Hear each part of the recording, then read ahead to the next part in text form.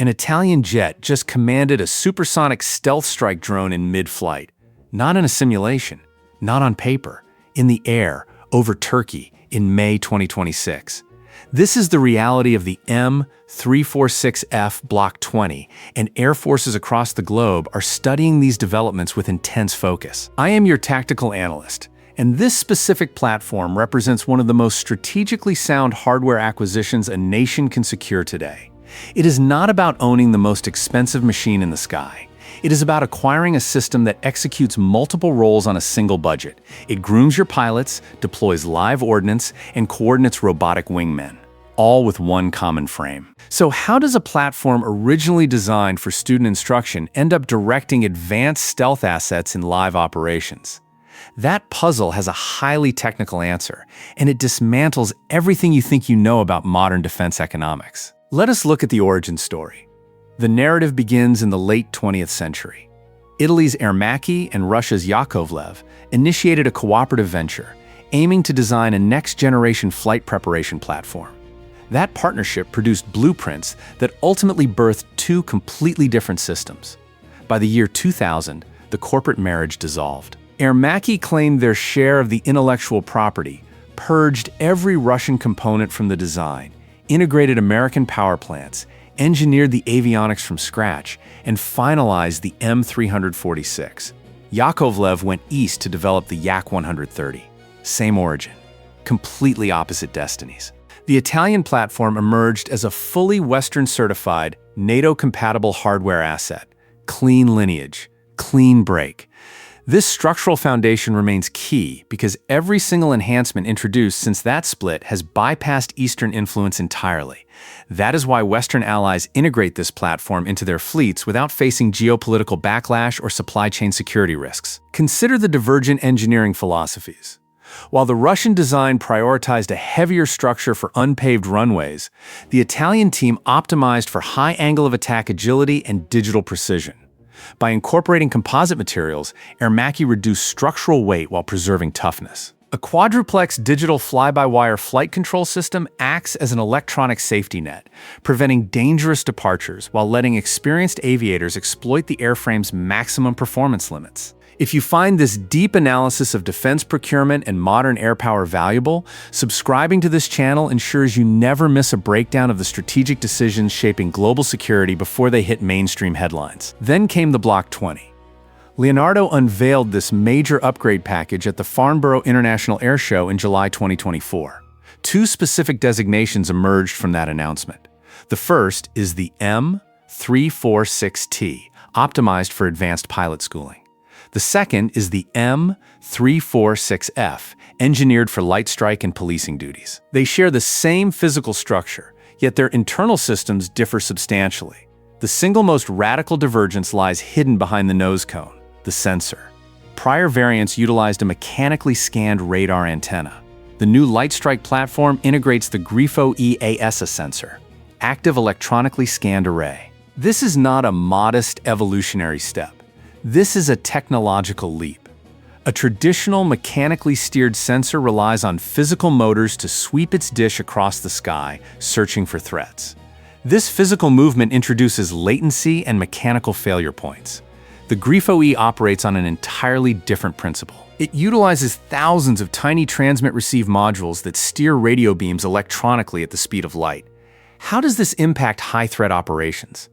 The pilot can track multiple airborne threats at the same time while mapping terrain in high resolution. Because the radar shifts frequencies in microseconds, adversary jamming becomes highly ineffective. This yields unmatched situational awareness. Introducing an active array to a light platform completely rewrites the defense economics for smaller nations. They no longer must choose between advanced radar capability and fiscal insolvency. Add 7 external mounting stations to this structure. Integrate 2 specialized wingtip rails designed specifically for heat-seeking air-to-air missiles. Give it a maximum external stores capacity of 2,000 kilograms. These specifications no longer describe a mere classroom in the sky. This is a serious tactical tool. Let us examine what drives this platform. Beneath the composite skin lie twin Honeywell F124 GA200 non-afterburning turbofan engines. Why did the engineers choose a twin-engine layout instead of a single, larger power plant? This decision was deliberate, and it carries deep operational consequences. For nations operating over vast waters or rugged peaks, twin-engine reliability is a survival requirement. If one power plant fails, the remaining engine brings the crew and the multi-million-dollar assets safely back to base. This built-in safety margin explains why maritime and mountainous operators prioritize this twin-engine layout over single-engine alternatives. Each twin turbofan delivers over 28 kilonewtons of thrust, giving the platform high climb rates and near supersonic speeds. Both power plants integrate a full-authority digital engine control system, or FADEC. This digital brain monitors operating parameters, improving fuel efficiency and preventing engine surges regardless of throttle inputs. Student aviators can focus entirely on tactics rather than engine limits. This propulsion configuration also keeps lifecycle costs in check. The modular F-124 engine allows rapid component swaps on the hangar floor, minimizing maintenance downtime. High availability translates to more flight hours, faster pilot progression, and lower overall operating costs. It elegantly balances performance with fiscal reality. In December 2025, Defense Minister Claudia Tanner finalized a government-to-government agreement with Leonardo for 12 of the Light Strike variants. The entire package cost 1.5 billion euros. This transaction includes the airframes, weaponry, advanced simulators, instructional systems, and a 6-year all-inclusive logistics package. It is a complete, turnkey operational package. The Defense Ministry's motivation was clear: resolve a severe operational deficit. This acquisition keeps all pilot development domestic while providing a reliable light air defense option. Retiring the aging Saab 105 fleet had left a major security and instructional vacuum in Central Europe, creating a dual crisis in airspace policing and aviator progression. This single acquisition solved both problems. For mid-sized nations, frontline heavy fighters are often financially prohibitive. A single high-end stealth platform can exhaust an entire procurement budget before factoring in specialized support. By choosing this light strike option, Vienna obtained a modern, Western standard asset that fits within neighboring defense networks at a manageable price point. Now, let us examine the breakthrough that elevates this platform far above any comparable system in the sky. During the joint trials in Çorlu, Turkey, Leonardo, and Baykar executed a historic series of flight operations under the K-Swarm initiative. A manned M-346 took off and, in real-world airspace, assumed direct command of a Baykar Kızılelma unmanned platform. Do not mistake this for simple remote-controlled operations. The Kızılelma is a supersonic, low-observable, unmanned strike platform. It is a heavy payload weapon system with advanced capabilities. Yet, a human pilot sitting in the cockpit of the Italian two-seat platform was actively directing its movements and targeting systems in mid-air. How does this function in practice? The cockpit's main screen uses artificial intelligence to filter the data exchange. Rather than overwhelming the operator with raw data, the software presents clean, actionable tactical choices. The pilot retains absolute command and weapon release authority, while automated systems coordinate flight paths.